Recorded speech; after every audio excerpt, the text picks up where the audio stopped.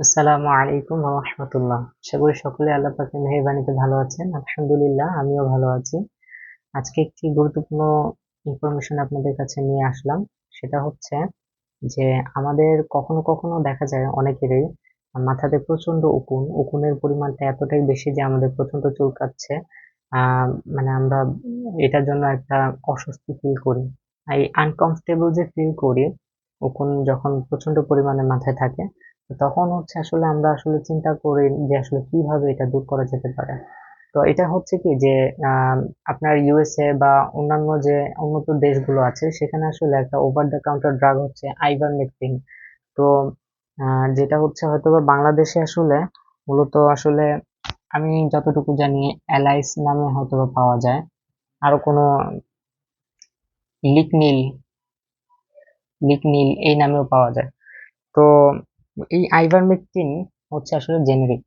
আর এটা হচ্ছে এগুলো হচ্ছে ব্র্যান্ড নেম।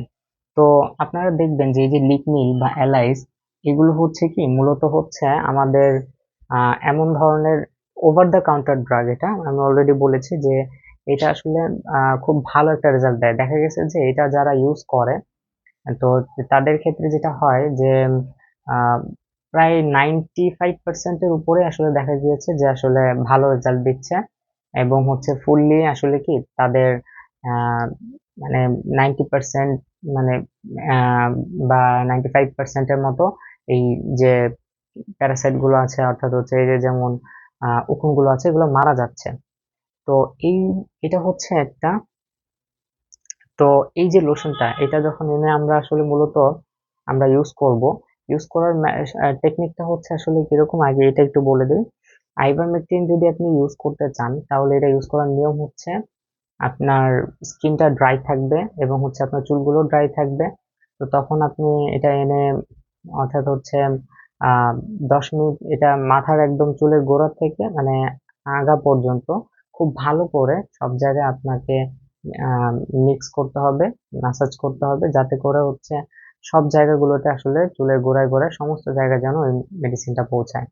তো তারপর হচ্ছে আপনার 10 মিনিট ওয়েট করতে হবে, এরপর মাথা ধুয়ে ফেলতে হবে এবং আরেকটা বিষয় মাথায় রাখতে হবে যে অবশ্যই আহ, যেদিন আসলে আমরা এই মেডিসিনটা ইউজ করব আমাদের মাথায়, তো সেদিন আমরা কোনো রকমের কন্ডিশনার বা শ্যাম্পু ইউজ করব না। তো তাহলে আসলে এটা একটা ভালো রেজাল্ট দিবে এই আইভারমেকটিন। তো এবার হচ্ছে যে আইভারমেকটিনটা আসলে মূলত কিভাবে কাজ করে, খুব সিম্পল কথা বলতে গেলে এটা খুব একটা কঠিন কিছু না। যে উকুন গুলো বা এই প্যারাসাইট গুলো আছে, ওয়ার্ম গুলো আছে, তো ওদের ক্ষেত্রে যেটা হয় যে সেটা হচ্ছে যে তার দেখুন একটা উকুন, তারপর তার ভেতরেও কিন্তু কি আছে, যেমন মানুষের ভেতরে যেমন কি নার্ভ সেল আছে, তারপরে মানুষের ইন্টেস্টাইন আছে, মাসল আছে। তো ঠিক তেমনই আসলে কি ওই প্যারাসাইট গুলোর ভেতরেও আসলে এগুলো থাকে। তো সেটা হচ্ছে কি যে যে নার্ভ সেল গুলো থাকে, ঠিক আছে, মাসল গুলো থাকে, মাসল সেল।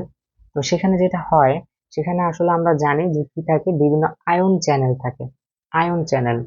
তো এই আয়ন চ্যানেল গুলোর কাজ হচ্ছে কি যে এটা ধরেন একটা সেল, সেলের বাইরে যদি কোনো আয়ন থাকে, লাইক হচ্ছে এখানে আমি দিলাম ক্লোরাইড আয়ন, ঠিক আছে, এটা কিন্তু সেলের বাইরে আছে, সেলের ভেতরে কিন্তু থাকতে পারে, নাও থাকতে পারে, কম থাকতে পারে। তখন এটা কি করবে, এটা জাস্ট হচ্ছে কি সেলের ভেতরে চলে যাবে।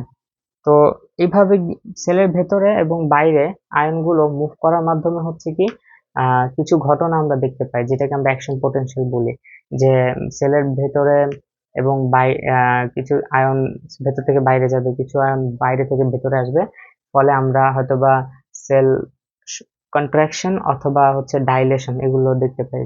তো তো যেটা হয় যে আসলে মূলত হচ্ছে আমরা আসলে দেখি মানে আমাদের এখানে মূলত শেখার বিষয়টা হচ্ছে, মূলটা হচ্ছে যে ligand gated ion channel, ligand gated ion channel, ligand gated ion channel. তো এই চ্যানেলগুলো হচ্ছে কিরকম, যে এই যে চ্যানেলগুলো সেলের মধ্যে এই টাইপের যে চ্যানেলগুলো থাকে, এখানে যেটা হয় সেটা হচ্ছে কি যে মানে ওই চ্যানেলে কোনো একটা সাইট থাকে, অ্যাপ্রোপ্রিয়েট সাইট থাকে যেখানে হচ্ছে কি ওই অ্যাকচুয়াল মানে যে যেমন এই একটা চ্যানেল, অর্থাৎ এটা একটা সেল, সেলের একদম যে মেমব্রেন, এই মেমব্রেনের এখানে এরকম কিছু চ্যানেল থাকে। তো যেমন এই একটা চ্যানেল, এটা একটা আয়ন চ্যানেল। তো এই চ্যানেলেও সেম একটা জায়গা আছে স্পেসিফিক, যেখানে হচ্ছে কি যে কোনো একটা লাইগেন্ড এসে বাইন্ড হইতে পারে। হ্যাঁ, তো কোনো একটা লাইগেন্ড এসে বাইন্ড হলে মানে ব্যাপারটা হচ্ছে ঠিক এরকম। লাইগেন্ড ব্যাপারটা হচ্ছে, আমি যদি এক্সাম্পল দিই, যে এই যে আমার কান, তো এটা হচ্ছে আমার একটা স্পেসিফিক সাইট, এখানে কেউ এসে এভাবে মোচড় দিল, আমি খুব রাগান্বিত হয়ে গেলাম, আমি তাকে ঘুষি মারলাম। তো ব্যাপারটা হচ্ছে কি যে লাইগেন্ড এটা কি করে, রিসেপ্টরের সাথে, এটা একটা রিসেপ্টর, এর সাথে এসে বাইন্ড করবে, তখন কি হবে, এই রিসেপ্টরটা কোনো একটা অ্যাকশন শো করবে। যেমন আমি ঘুষি দিলাম, তো এই অ্যাকশনটা শো করবে হচ্ছে কি যে এ কি করবে, এই চ্যানেলটা জাস্ট এই যেভাবে ওপেন হয়ে যাবে যখন এসে কোনো লাইগ্যান্ড আসলে বাইন্ড করবে। ধরেন এরকম কোন একটা লাইগ্যান্ড এসে বাইন্ড করলো, কোন একটা লাইগ্যান্ড এসে বাইন্ড করলো, ফলে কি হয়েছে আসলে, বাইন্ড করার ফলে আমার এই যে চ্যানেলটা ওপেন হয়ে গেল। তখন কি হবে, প্রচুর পরিমাণে বাইরে, সেলের বাইরে থাকা যে ক্লোরিন গুলো, এই ক্লোরিন গুলো আসলে আমার সেলের ভেতরে চলে আসতে থাকবে, ক্লোরিন গুলো সেলের ভেতরে চলে আসবে। তো ক্লোরিনে কনসেন্ট্রেশন মানে সেলের ভেতরে প্রচুর পরিমাণে বেড়ে যেতে থাকবে। ফলে ক্লোরিন তো আমরা জানি নেগেটিভ চার্জ। তো ফলে কি হবে, ক্লোরিনের ভেতরে আসলে কনসেন্ট্রেশন ক্লোরিনের প্রচুর বাড়তে থাকবে। তো এইভাবে করে কি হয় আসলে, ক্লোরিনের কনসেন্ট্রেশনটা সেলের ভেতরে বাড়ার পেছনে আসলে কি ঘটতে পারে। দেখেন আসলে যেটা হতে পারে সেটা হচ্ছে কি যে ক্লোরিন নেগেটিভ চার্জ, সেলের ভেতরে নেগেটিভিটি বেড়ে যাবে। আর এটাকে আমরা বলি হাইপার পোলারাইজেশন হওয়া। আমরা অ্যাকশন পোটেনশিয়ালে দেখি যে হাইপার পোলারাইজেশন যে স্টেজটা থাকে, সেখানে যেটা হয় যে আসলে সহজ ভাষায় বলতে গেলে, মানে ওই সময়তে সেল কোনো সিগন্যাল নেয় না নতুন করে, স্টিমুলেট হয় না, এবং রিল্যাক্সেশন কন্ডিশনে থাকে আমাদের প্রত্যেকটা বডি সেল, নার্ভ সেলগুলো। তো এইটা হচ্ছে সেই হাইপার পোলারাইজেশন কন্ডিশন। তো যখন হচ্ছে মূলত হচ্ছে কোনো একটা লাইগ্যান্ড আমার চ্যানেলের রিসেপ্টরের অংশ, স্পেসিফিক একটা জায়গা রিসেপ্টর সেখানে বাইন্ড করে, তখন সেই চ্যানেলটা একটা অ্যাকশন দিল, সেটা কি, চ্যানেলটা খুলে গেল, তখন হচ্ছে বাইরের আয়ন ভেতরে হইলো, আসলো, যেটাকে আমরা ইনফ্লাক্স বলতেছি, ইনফ্লাক্স অফ ক্লোরাইড আয়নস। তো হলো, তারপর হচ্ছে কি সেলের ভেতরে ক্লোরাইড আয়নের পরিমাণ বেড়ে গেল, আর সেটা হচ্ছে কি তখন হাইপার পোলারাইজেশন ঘটাবে। ঠিক এই কাজটাই আসলে মূলত হয়ে থাকে হচ্ছে আমাদের কিসের ক্ষেত্রে, অর্থাৎ হচ্ছে এই আইভারমেকটিনের ক্ষেত্রে। আইভারমেকটিন যেটা কি করে যে আসলে সেটা হয় কি যে আমাদের যে নিউরনটা থাকে, মানে নিউরন গুলো থাকে, আমরা তো জানি যে আসলে এরকম প্রি সাইন্যাপটিক নিউরন আর হচ্ছে এরকম আপনার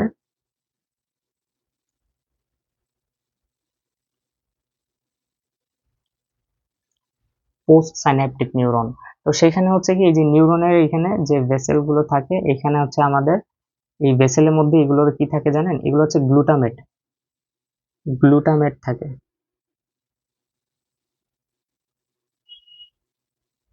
গ্লুটামেট।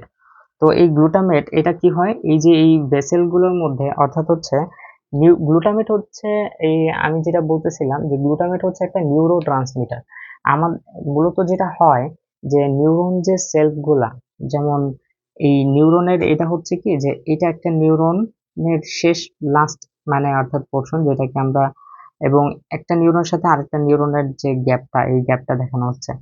তো সেইখানে যেটা হচ্ছে যে নিউরনের এই নার্ভ এন্ডিংটা, এবং হচ্ছে যে এই যে এইখানে যে আহ, আপনার হচ্ছে বিভিন্ন ডেনড্রাইটস গুলো থাকে এই নিউরনের সাথে এসে আরেকটা নিউরন, মানে দুইটার মধ্যবর্তী যে স্পেসটা, এখানে যেটা হয় কি যে এই যে মূলত এটা, এই ভেসেল গুলো এখানে আসে, সারফেসে এসে কি হয়ে যায়, এভাবে লিক হয়ে যায়। আই মিন এক্সোসাইটোসিস প্রসেসে কি হয় আসলে, এই যে আমাদের এই গ্লুটামেট গুলো সেলের বাইরে চলে আসে, মূলত এটাই হয় আসলে। যেটা হয় যে এটা হচ্ছে post synaptic, pre synaptic neuron, আর এটা হচ্ছে পোস্ট সাইন্যাপটিক নিউরন। এখানে আসলে সিন্যাপস হচ্ছে, সিন্যাপস হচ্ছে কি হচ্ছে যে এরকম কিছু ভেসেল, ওখানে এই নিউরো ট্রান্সমিটার গুলো তো আছে, সেই নিউরো ট্রান্সমিটার গ্লুটামেট গুলো বের হয়ে আসতেছে, এবং এই গ্লুটামেট আসলে কি করে জানেন, এগুলো হচ্ছে যে আমাদের এই যে চ্যানেলগুলো আছে এখানে আমি যদি একটু না দেখাই, এখানে দেখাই, তো ধরেন এই গ্লুটামেট গুলো আইসা এইভাবে এই চ্যানেলের সাথে বাইন্ড করলো, বাইন্ড করলে তো এটা ক্লোরাইড চ্যানেল ওপেন করে। কিন্তু আইভারমেক ঠিক ওইখানে ওই গ্লুটামেট গেটেড চ্যানেলের সাথেই আসলে আমার আইভারমেকটিনের বাইন্ডিং সাইট থাকে। তখন আইভারমেকটিন যদি আসে, এই যে আইভারমেকটিন এসে এখানে কি করলো, বাইন্ড করলো, তখন চ্যানেলটা কি হয়ে যাবে, ওপেন হয়ে যাবে। তখন জিনিসটা এরকম হয়ে গেল, চ্যানেলটা ওপেন হয়ে গেল, তখন এরকম ক্লোরাইড আয়ন গুলো প্রচুর পরিমাণে ভেতরের দিকে চলে যাবে, ক্লোরিন আয়ন গুলো। ঠিক আছে, তো ক্লোরিন আয়ন গুলো কি হবে, সেলের ভেতরে যেতে থাকবে। আর সেলের ভেতরে ক্লোরিন আয়ন যখন যেতে থাকবে তখন আমার কি হয়, hyper polarisation, hyper polarisation, hyper polarisation হয়। আর হাইপার পোলারাইজেশন হওয়ার কারণে যেটা হবে যে আমাদের যে প্যারাসাইট গুলো আছে, তো ওদের মধ্যে যখন এরকম সেলুলার হাইপার পোলারাইজেশন হবে, তো তখন এইটা কি ঘটাবে, প্যারালাইসিস ঘটাবে, প্যারালাইসিস। তো তখন হচ্ছে কি, অর্থাৎ হচ্ছে কি যে প্যারালাইসিস যখন হয়ে যাচ্ছে, তো তখন হচ্ছে কি বেসিক্যালি তারা আসলে মুভ করতে পারে না, আর মুভ করতে না পারাতে কি হচ্ছে, মানে আসলে তারা ফাইনালি কোমা, ডেথ, মারা যায় আসলে। ঠিক আছে, এগুলো হচ্ছে মানে কি যে অর্থাৎ হচ্ছে কি যে এই তাদের মুভমেন্ট মানে মূলত প্যারালাইসিসের দিকে চলে যাওয়ার পরে আস্তে আস্তে এটা কোমার দিকে চলে যায়, অর্থাৎ এগুলো মারা যায়। তো এইটাই আসলে মূল মেকানিজম অফ অ্যাকশন ছিল। মূলত হচ্ছে যে আইভারমেকটিন যেটা, তো এই আইভারমেকটিনটা কি করতে পারে, এটা হচ্ছে আসলে তেমন কিছুই না।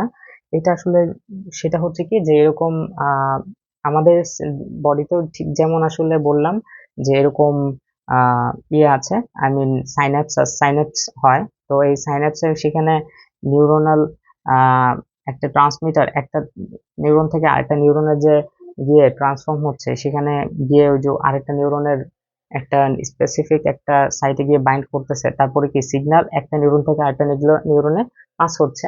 সেটা কিন্তু এই একই রকম জিনিসটা হচ্ছে যে এই যে উকুন বা প্যারাসাইট গুলো আছে এগুলোর ক্ষেত্রেও হয়।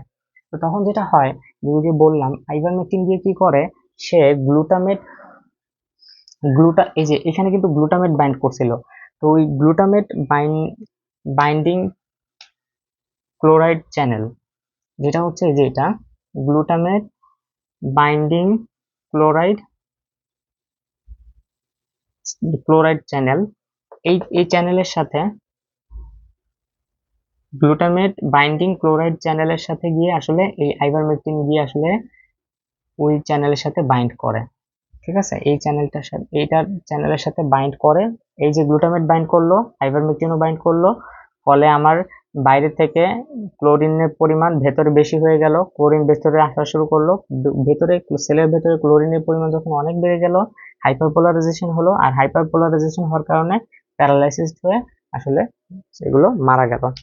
তো এটাই হয় যে আসলে মূলত এইভাবে আসলে আমার আইভারমেকটিন কাজ করে। এবার হচ্ছে আসলে আইভারমেকটিন যে এই কাজগুলো করে, আচ্ছা আপনারা তো আজ করতেই পারেন যে আসলে তাহলে এটা তো মানুষের বডির সাথে যেহেতু মিল আছে, তার মানে অর্থাৎ হচ্ছে যে তাহলে কি সেক্ষেত্রে এটা কি মানুষের জন্য খুব একটা ক্ষতিকর হবে না?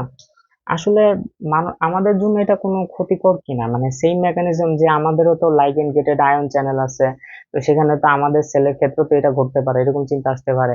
তো তখন কি হবে, আমারও তো হাইপারপোলারাইজেশন হবে, তারপরে হচ্ছে হাইপারপোলারাইজেশন কন্ডিশনে গিয়ে হয়তো আমরা কি মানে কোমায় চলে যাব, আমরা প্যারালাইজড হয়ে যাব, না না এরকম কিছুই না। তার কারণ হচ্ছে এটা আসলে খুব সহজ একটা কথা, ব্লাড ব্রেন ব্যারিয়ারকে ক্রস করতে পারে না, ব্লাড ব্রেন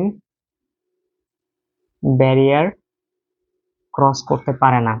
এই আমাদের ব্লাড ব্রেন ব্যারিয়ার আসলে এটা ক্রস করতে পারে না, এই আইভারমেকটিন ক্রস করতে পারে না।